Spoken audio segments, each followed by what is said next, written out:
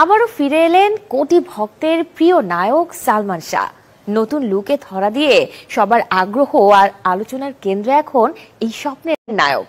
বাস্তবে না হলেও ভার্চুয়াল জগতে সালমান শাহর ফিরে আসাটা মৃত্যুর ২৭ বছর পর। কিন্তু কিভাবে, চলুন আমি জানাবো সেই গল্পটা।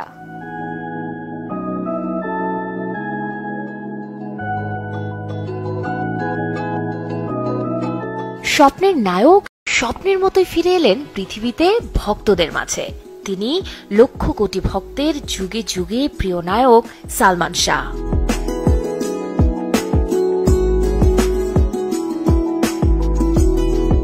এই গল্পের শুরুটা হয় রবিবার বিকেলে।